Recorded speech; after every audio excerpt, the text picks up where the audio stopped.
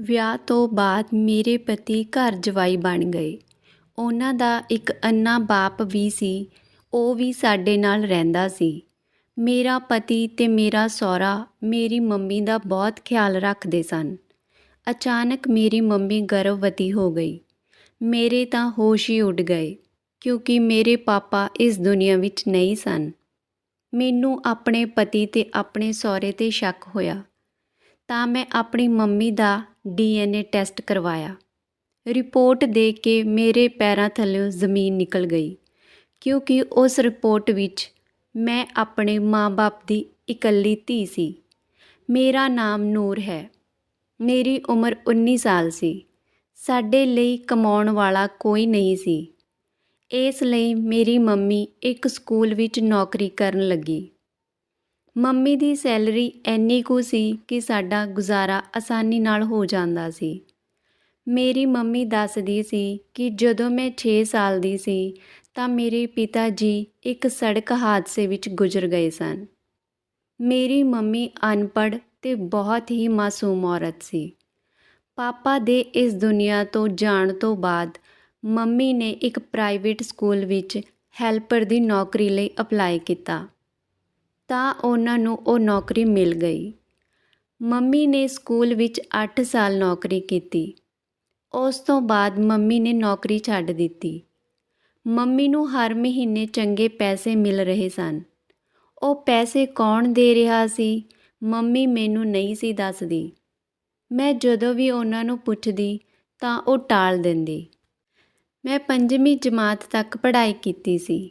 ਮੈਨੂੰ ਪੜ੍ਹਨ ਦਾ ਸ਼ੌਂਕ ਨਹੀਂ ਸੀ ਤੇ ਸਾਡੇ ਕੋਲ ਇੰਨੇ ਪੈਸੇ ਵੀ ਨਹੀਂ ਸੀ, ਇਸ ਲਈ ਮੈਂ ਘਰ ਵਿੱਚ ਬੈਠ ਗਈ।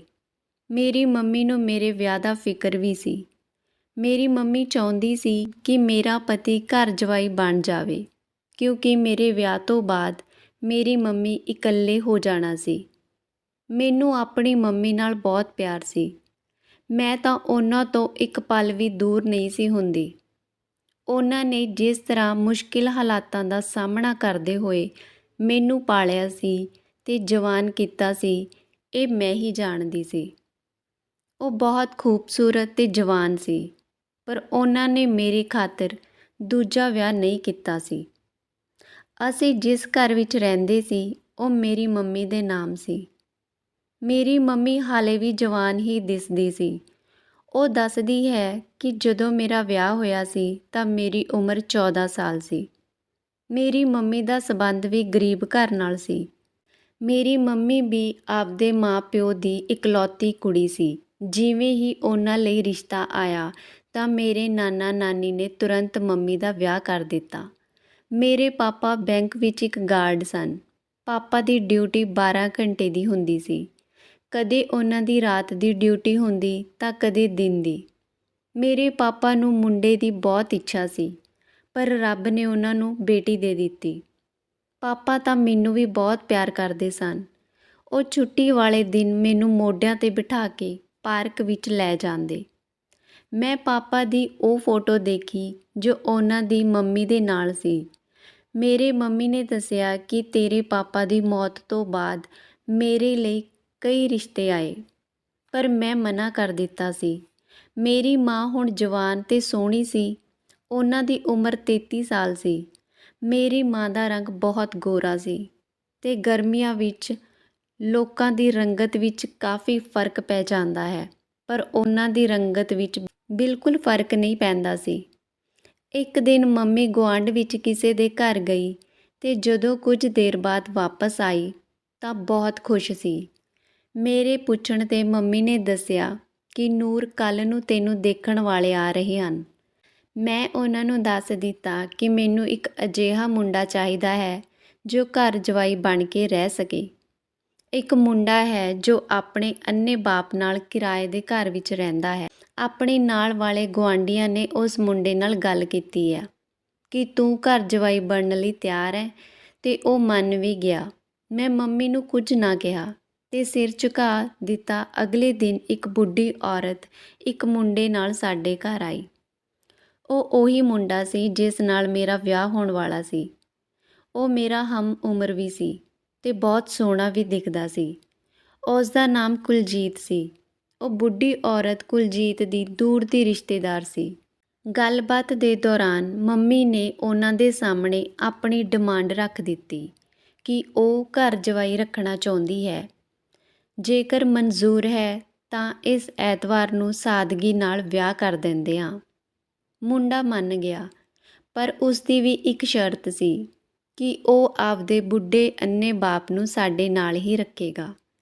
ਮੇਰੀ ਮੰਮੀ ਨੂੰ ਇਸ ਗੱਲ ਤੋਂ ਕੋਈ ਇਤਰਾਜ਼ ਨਹੀਂ ਸੀ। ਫਿਰ ਦੋਨਾਂ ਪਾਸੇ ਹਾਂ ਹੋ ਗਈ ਤੇ ਐਤਵਾਰ ਨੂੰ ਮੇਰਾ ਵਿਆਹ ਕੁਲਜੀਤ ਨਾਲ ਹੋ ਗਿਆ।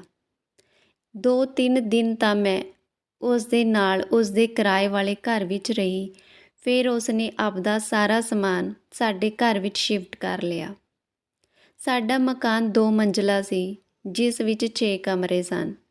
ਮੰਮੀ ਨੇ ਇੱਕ ਕਮਰਾ ਕੁਲਜੀਤ ਦੇ ਬੁੱਢੇ ਬਾਪੂ ਨੂੰ ਦੇ ਦਿੱਤਾ।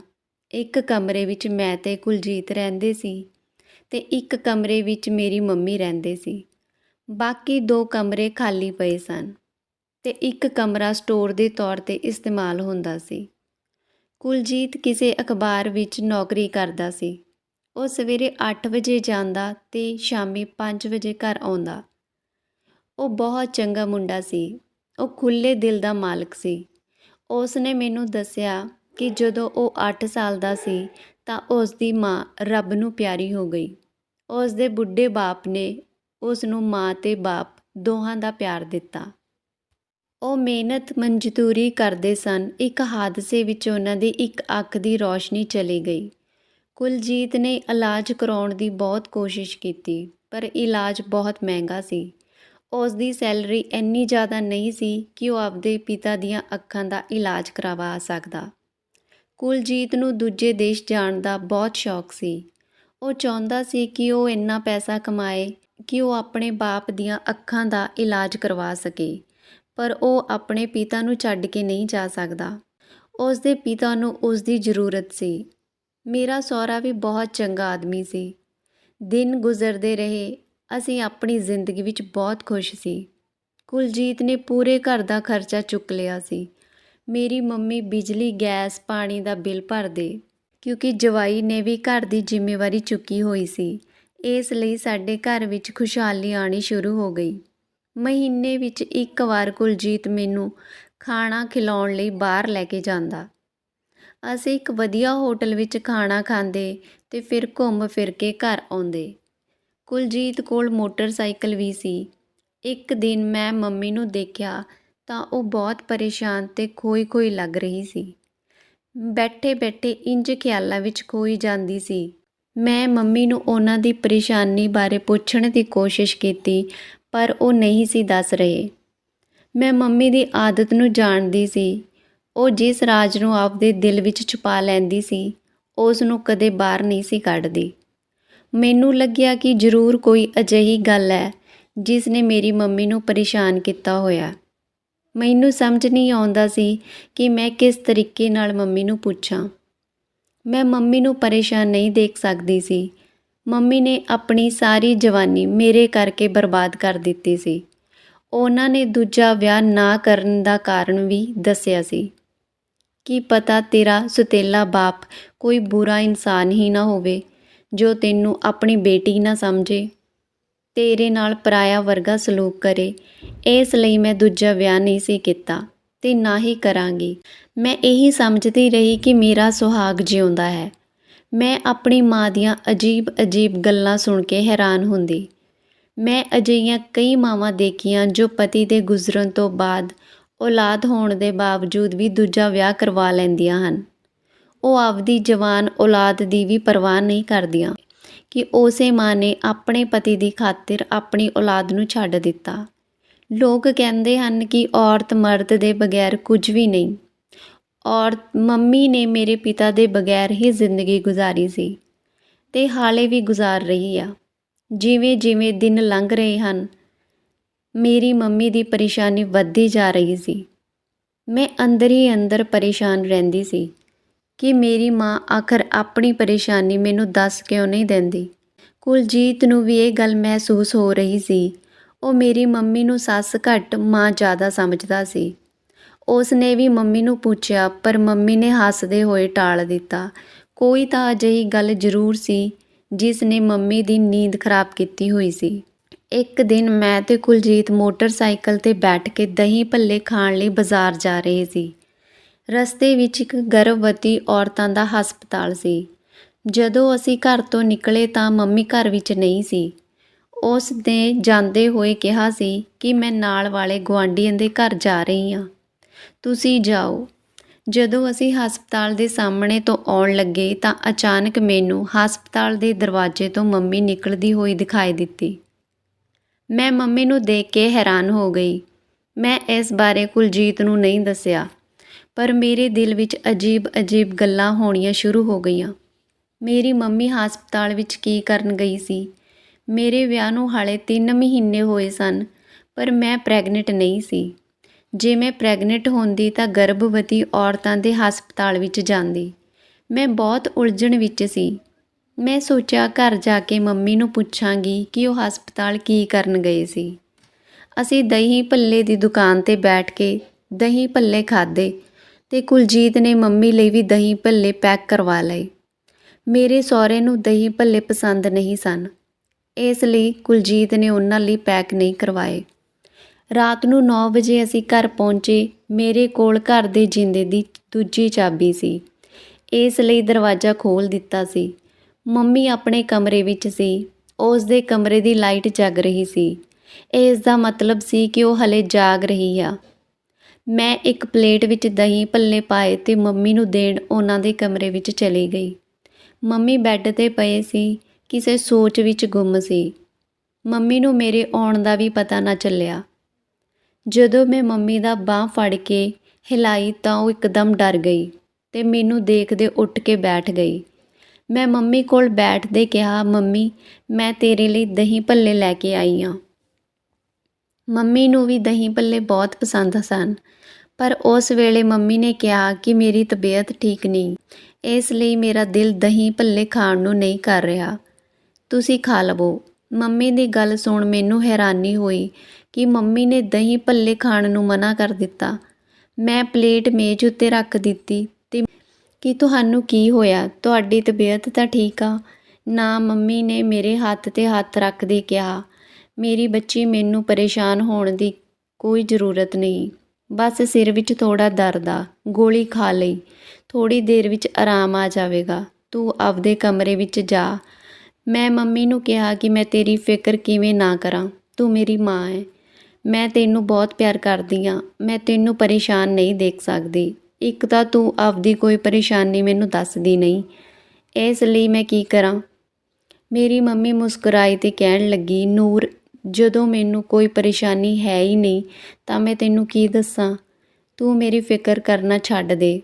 ਤੇਰਾ ਵਿਆਹ ਹੋ ਚੁੱਕਿਆ ਤੇ ਤੈਨੂੰ ਚੰਗਾ ਪਤੀ ਵੀ ਮਿਲ ਗਿਆ, ਇਸ ਲਈ ਤੂੰ ਹੁਣ ਉਸ ਦੀ ਫਿਕਰ ਕਰਿਆ ਕਰ, ਉਸ ਦਾ ਧਿਆਨ ਰੱਖਿਆ ਕਰ। ਕੁਲਜੀਤ ਬਹੁਤ ਚੰਗਾ ਮੁੰਡਾ, ਮੈਂ ਨਹੀਂ ਚਾਹੁੰਦੀ ਕਿ ਉਹ ਤੇਰੀ ਕਿਸੇ ਗੱਲ 'ਤੇ ਨਾਰਾਜ਼ ਹੋ ਜਾਵੇ। ਮੈਂ ਸਮਝ ਗਈ ਸੀ ਕਿ ਮੰਮੀ ਮੈਨੂੰ ਟਾਲ ਰਹੀ ਆ। ਮੰਮੀ ਨੂੰ ਜੋ ਵੀ ਦਿੱਕਤ ਸੀ ਉਹ ਮੈਨੂੰ ਦੱਸਣਾ ਨਹੀਂ ਸੀ ਚਾਹੁੰਦੀ। ਮੈਨੂੰ ਪਤਾ ਸੀ ਕਿ ਮੈਂ ਮੰਮੀ ਨੂੰ ਜਿੰਨਾ ਮਰਜ਼ੀ ਮਜਬੂਰ ਕਰ ਲਵਾਂ, ਪਰ ਉਹ ਮੈਨੂੰ ਕੁਝ ਨਹੀਂ ਦੱਸੇਗੀ। ਇਸ ਲਈ ਮੈਂ ਦਹੀਂ ਭੱਲੇ ਵਾਲੀ ਪਲੇਟ ਚੁੱਕ ਕੇ ਆਪਦੇ ਕਮਰੇ ਵਿੱਚ ਆ ਗਈ। ਮੈਂ ਮੰਮੀ ਤੋਂ ਉਸ ਦੇ ਹਸਪਤਾਲ ਜਾਣ ਬਾਰੇ ਨਹੀਂ ਪੁੱਛਿਆ। ਮੈਂ ਸੋਚਿਆ ਕੱਲ੍ਹ ਨੂੰ ਮੰਮੀ ਨਾਲ ਗੱਲ ਕਰਾਂਗੀ, ਜਦੋਂ ਉਹਨਾਂ ਦੀ ਤਬੀਅਤ ਠੀਕ ਹੋ ਜਾਵੇਗੀ। ਕੁਲਜੀਤ ਟੀਵੀ ਦੇਖਣ ਵਿੱਚ ਮਸਤ ਸੀ। ਉਸ ਨੇ ਮੇਰੇ ਹੱਥ ਵਿੱਚ ਦਹੀਂ ਭੱਲੇ ਦੀ ਪਲੇਟ ਦੇਖੀ ਤਾਂ ਪੁੱਛਿਆ, ਮੰਮੀ ਨੇ ਦਹੀਂ ਭੱਲੇ ਨਹੀਂ ਖਾਧੇ? ਮੈਂ ਉਸ ਨੂੰ ਦੱਸਿਆ ਕਿ ਮੰਮੀ ਦੀ ਤਬੀਅਤ ਖਰਾਬ ਆ, ਇਸ ਲਈ ਉਹਨਾਂ ਨੇ ਵਾਪਸ ਕਰ ਦਿੱਤੇ। ਮੈਂ ਦਹੀਂ ਭੱਲੇ ਖਾ ਲਏ ਤੇ ਕੁਲਜੀਤ ਨੂੰ ਵੀ ਪੁੱਛਿਆ, ਪਰ ਉਸ ਨੇ ਮਨਾ ਕਰ ਦਿੱਤਾ। ਅਗਲੇ ਦਿਨ ਜਦੋਂ ਕੁਲਜੀਤ ਕੰਮ 'ਤੇ ਚਲਾ ਗਿਆ ਤੇ ਮੰਮੀ ਘਰ ਦਾ ਸੌਦਾ ਲੈਣ ਬਾਜ਼ਾਰ ਚਲੀ ਗਈ ਤਾਂ ਮੈਂ ਘਰ ਦੀ ਸਫਾਈ ਕਰਨ ਵਿੱਚ ਲੱਗ ਗਈ। ਮੈਂ ਆਪਣੇ ਕਮਰੇ ਦੇ ਨਾਲ ਮੰਮੀ ਦੇ ਕਮਰਾ ਵੀ ਸਾਫ਼ ਕਰਦੀ ਸੀ।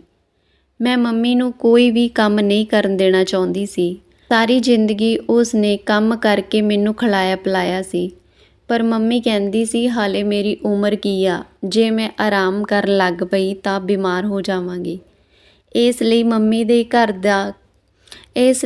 ਘਰ ਦੇ ਕੰਮਾਂ ਤੋਂ ਇਲਾਵਾ ਬਾਹਰ ਦੇ ਕੰਮ ਵੀ ਕਰਦੇ ਸੀ। ਘਰ ਲਈ ਸੌਦਾ ਸਬਜ਼ੀ ਮੰਮੀ ਹੀ ਲਿਆਉਂਦੀ ਸੀ, ਪਰ ਜਦੋਂ ਕੁਲਜੀਤ ਘਰ ਹੁੰਦਾ ਤਾਂ ਉਹ ਇਹ ਸਾਰੇ ਆਪ ਹੀ ਕਰਦਾ। ਮੈਂ ਪਹਿਲਾਂ ਮੰਮੀ ਦੇ ਕਮਰੇ ਦੀ ਸਫਾਈ ਕਰਨ ਲੱਗੀ। ਮੇਰਾ ਸਹੁਰਾ ਆਪਣੇ ਹੀ ਕਮਰੇ ਵਿੱਚ ਰਹਿੰਦਾ ਸੀ ਕਿਉਂਕਿ ਉਹਨਾਂ ਦੀਆਂ ਅੱਖਾਂ ਦੀ ਰੌਸ਼ਨੀ ਨਹੀਂ ਸੀ, ਇਸ ਲਈ ਉਹ ਆਪਣੇ ਕਮਰੇ ਵਿੱਚੋਂ ਬਾਹਰ ਨਹੀਂ ਸੀ ਨਿਕਲਦੇ। ਮੇਰੀ ਮੰਮੀ ਹੀ ਉਹਨਾਂ ਨੂੰ ਰੋਟੀ ਦੇ ਕੇ ਆਉਂਦੀ ਸੀ। ਹਰ ਰੋਜ਼ ਕੁਲਜੀਤ ਸ਼ਾਮ ਦੇ ਵੇਲੇ ਮੇਰੇ ਸਹੁਰੇ ਨੂੰ ਘੁਮਾਉਣ ਫਿਰਾਉਣ ਲਈ ਬਾਹਰ ਲੈ ਕੇ ਜਾਂਦਾ, ਇਸ ਲਈ ਉਹਨਾਂ ਨੂੰ ਬਹੁਤ ਚੰਗਾ ਲੱਗਦਾ ਸੀ। ਉਹ ਕੁਲਜੀਤ ਨੂੰ, ਮੈਨੂੰ ਤੇ ਮੇਰੀ ਮੰਮੀ ਨੂੰ ਬਹੁਤ ਦੁਆਵਾਂ ਦਿੰਦੇ ਸਨ। ਮੰਮੀ ਦੇ ਕਮਰੇ ਦੀ ਸਫਾਈ ਕਰਦੇ ਕਰਦੇ ਅਚਾਨਕ ਮੇਰੀ ਨਜ਼ਰ ਮੇਜ਼ ਦੇ ਦਰਾਜ਼ ਵਿੱਚੋਂ ਨਿਕਲੇ ਕਾਗਜ਼ 'ਤੇ ਪਈ। ਮੰਮੀ ਪੜ੍ਹੀ ਲਿਖੀ ਤਾਂ ਨਹੀਂ ਸੀ, ਫਿਰ ਉਹਨਾਂ ਕੋਲ ਇਹ ਕਾਗਜ਼ ਕੀ ਕਰ ਰਹੇ ਹਨ? ਮੈਂ ਝਾੜੂ ਫਰਸ਼ 'ਤੇ ਰੱਖਿਆ ਤੇ ਦਰਾਜ਼ ਵਿੱਚੋਂ ਕਾਗਜ਼ ਕੱਢ ਲਿਆ। ਉਹ ਕਿਸੇ ਗਰਭਵਤੀ ਹਸਪਤਾਲ ਦਾ ਲੈਟਰ ਪੈਡ ਸੀ, ਜਿੱਥੇ ਮੈਂ ਮੰਮੀ ਨੂੰ ਕੱਲ੍ਹ ਨਿਕਲਦੇ ਹੋਏ ਦੇਖਿਆ ਸੀ। ਜਦੋਂ ਮੈਂ ਉਸ ਕਾਗਜ਼ ਨੂੰ ਪੜ੍ਹਿਆ ਤਾਂ ਮੇਰੇ ਤੋਤੇ ਉੱਡ ਗਏ।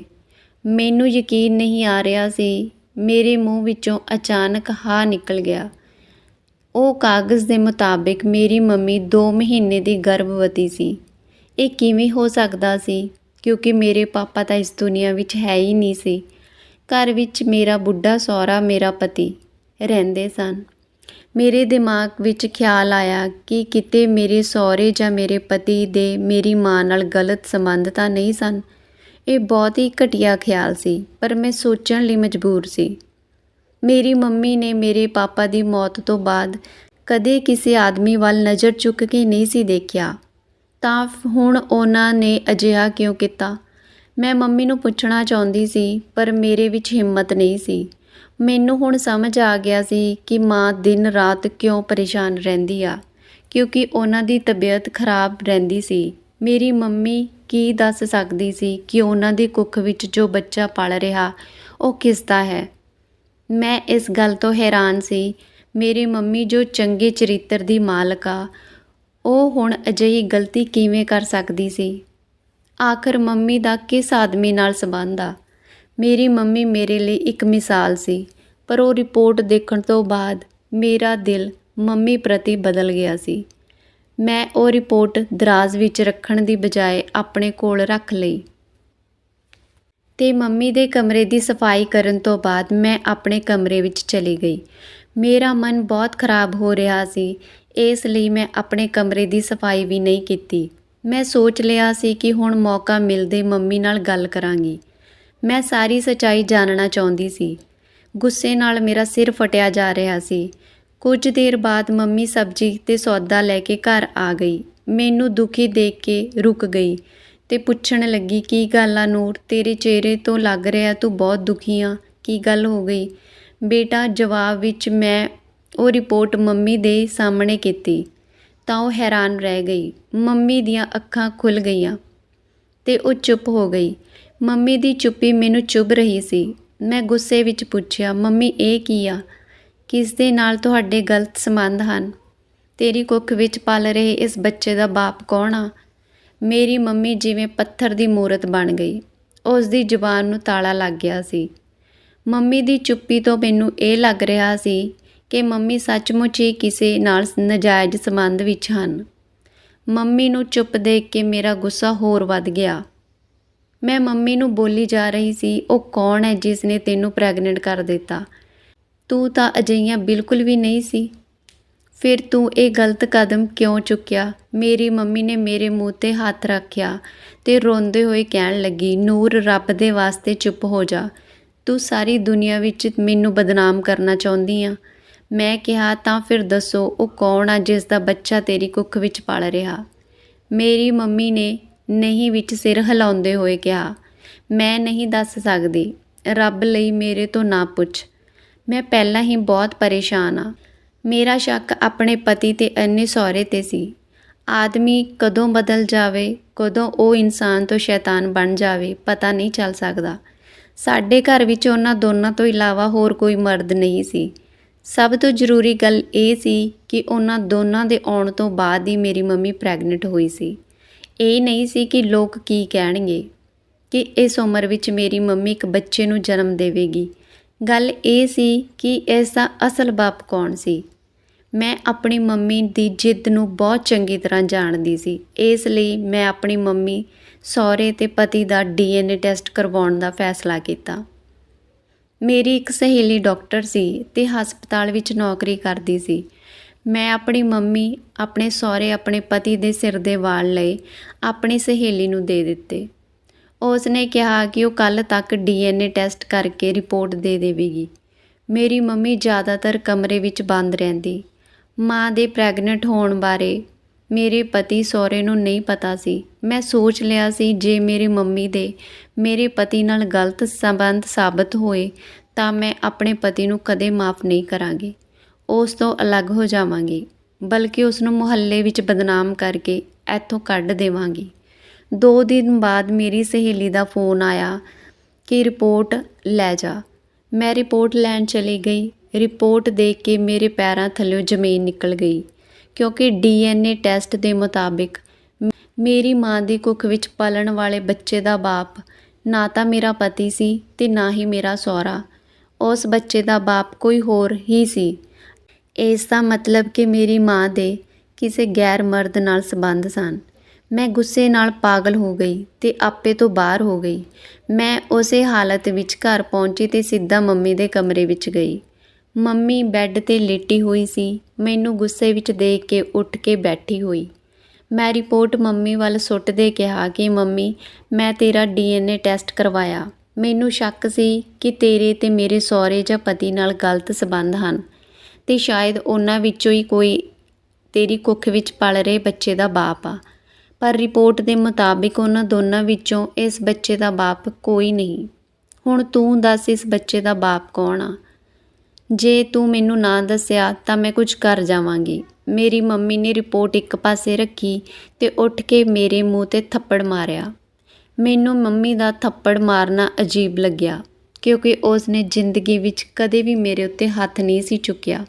ਮੇਰੀ ਵੱਡੀ ਤੋਂ ਵੱਡੀ ਗਲਤੀ ਨੂੰ ਵੀ ਨਜ਼ਰਅੰਦਾਜ਼ ਕਰਦੀ ਸੀ। ਮੈਨੂੰ ਸਮਝਾਉਂਦੀ ਸੀ ਕਿ ਗਲਤ ਕੀ ਆ ਅਤੇ ਸਹੀ ਕੀ ਆ। ਮੰਮੀ ਨੇ ਮੈਨੂੰ ਕਿਹਾ, ਨੂਰ, ਤੇਰੀ ਹਿੰਮਤ ਕਿਵੇਂ ਹੋਈ ਕਿ ਤੂੰ ਮੇਰਾ, ਆਪਣੇ ਸਹੁਰੇ ਅਤੇ ਪਤੀ ਦਾ DNA ਟੈਸਟ ਕਰਵਾਏ? ਮੈਨੂੰ ਤਾਂ ਯਕੀਨ ਹੀ ਨਹੀਂ ਹੋ ਰਿਹਾ ਸੀ ਕਿ ਮੇਰੀ ਆਪਣੀ ਧੀ ਹੋ ਕੇ ਮੇਰੇ 'ਤੇ ਇਲਜ਼ਾਮ ਲਗਾ ਰਹੀ ਆ।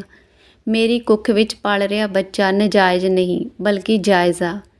ਮੈਨੂੰ ਮੰਮੀ ਦੀ ਗੱਲ ਸਮਝ ਨਹੀਂ ਆਈ, ਕਿਉਂਕਿ ਮੇਰੇ ਪਾਪਾ ਨੂੰ ਇਸ ਦੁਨੀਆ ਤੋਂ ਗਏ 13 ਸਾਲ ਹੋ ਗਏ ਸੀ।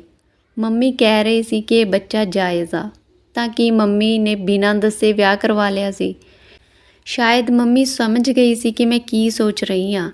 ਉਸੇ ਵੇਲੇ ਮੰਮੀ ਨੇ ਕਿਹਾ, ਮੈਂ ਕਿਸੇ ਨਾਲ ਕੋਈ ਵਿਆਹ ਨਹੀਂ ਕੀਤਾ, ਬਲਕਿ ਤੇਰਾ ਸਗਾ ਬਾਪ ਜਿਉਂਦਾ, ਇਹ ਉਸੇ ਦਾ ਬੱਚਾ ਹੈ। ਇਹ ਸੁਣ ਕੇ ਮੈਨੂੰ ਝਟਕਾ ਲੱਗਿਆ। ਮੰਮੀ ਨੇ ਤਾਂ ਮੈਨੂੰ ਇਹ ਦੱਸਿਆ ਸੀ ਕਿ ਮੇਰੇ ਪਾਪਾ ਇੱਕ ਸੜਕ ਹਾਦਸੇ ਵਿੱਚ ਮਾਰੇ ਗਏ, ਫਿਰ ਉਹ ਜਿਉਂਦੇ ਕਿਵੇਂ ਹੋ ਸਕਦੇ ਹਨ? ਮੰਮੀ ਨੇ ਕਿਹਾ, ਅੱਜ ਮੈਂ ਤੈਨੂੰ ਸੱਚ ਦੱਸ ਦਿੰਦੀ ਹਾਂ। ਆਖਿਰ ਕਦੋਂ ਤੱਕ ਲੁਕੋ ਕੇ ਰੱਖਾਂਗੀ? ਜੇ ਮੈਂ ਪ੍ਰੈਗਨੈਂਟ ਨਾ ਹੁੰਦੀ ਤਾਂ ਸ਼ਾਇਦ ਕਦੇ ਵੀ ਨਾ ਦੱਸਦੀ। ਤੂੰ ਉਸ ਵੇਲੇ ਸਿਰਫ 6 ਸਾਲ ਦੀ ਸੀ ਜਦੋਂ ਤੇਰੇ ਪਾਪਾ ਇੱਕ ਬੈਂਕ ਵਿੱਚ ਗਾਰਡ ਸਨ। ਇੱਕ ਦਿਨ ਉਹ ਡਿਊਟੀ ਕਰ ਰਹੇ ਸਨ ਕਿ ਬੈਂਕ ਵਿੱਚ ਕੁਝ ਡਾਕੂ ਆ ਗਏ। ਉਹ ਲੱਖਾਂ ਰੁਪਏ ਲੁੱਟ ਕੇ ਫਰਾਰ ਹੋ ਗਏ। ਬੈਂਕ ਮੈਨੇਜਰ ਨੂੰ ਸ਼ੱਕ ਸੀ ਕਿ ਤੇਰੇ ਪਾਪਾ ਦੀ ਉਹਨਾਂ ਡਕੈਤਾਂ ਨਾਲ ਦੋਸਤੀ ਸੀ। ਇਸ ਲਈ ਉਸ ਮੈਨੇਜਰ ਨੇ ਪਾਪਾ ਨੂੰ ਪੁਲਿਸ ਦੇ ਹਵਾਲੇ ਕਰ ਦਿੱਤਾ ਅਤੇ ਪੁਲਿਸ ਨੇ ਉਸ ਨੂੰ ਅਦਾਲਤ ਵਿੱਚ ਪੇਸ਼ ਕੀਤਾ। ਅਦਾਲਤ ਨੇ 20 ਸਾਲ ਦੀ ਸਜ਼ਾ ਸੁਣਾ ਦਿੱਤੀ। 2 ਮਹੀਨੇ ਪਹਿਲਾਂ ਹੀ ਤੇਰੇ ਪਾਪਾ ਜੇਲ੍ਹ ਤੋਂ ਛੁੱਟ ਕੇ ਆਏ ਸਨ। ਤੇਰੇ ਪਾਪਾ ਦੀ ਇੱਜ਼ਤ ਬਚਾਉਣ ਦੀ ਖਾਤਰ ਮੈਂ ਝੂਠ ਬੋਲਿਆ ਸੀ ਕਿ ਉਹ ਮਰ ਗਏ ਹਨ। ਸਾਡੇ ਰਿਸ਼ਤੇਦਾਰ ਵੀ ਇਹ ਸਮਝਦੇ ਹਨ ਕਿ ਤੇਰੇ ਪਾਪਾ ਉਹਨਾਂ ਡਕੈਤਾਂ ਨਾਲ ਮਿਲਿਆ ਹੋਇਆ ਸੀ ਅਤੇ ਮੈਂ ਤੇਰੇ ਪਾਪਾ ਨੂੰ ਬਹੁਤ ਪਿਆਰ ਕਰਦੀ ਹਾਂ ਅਤੇ ਮੈਂ ਕਦੋਂ ਪ੍ਰੈਗਨੈਂਟ ਹੋ ਗਈ ਮੈਨੂੰ ਨਹੀਂ ਪਤਾ ਚੱਲਿਆ। ਜਦੋਂ ਮੈਂ ਤੇਰੇ ਪਾਪਾ ਨੂੰ ਦੱਸਿਆ ਤਾਂ ਉਹ ਬਹੁਤ ਖੁਸ਼ ਹੋਏ।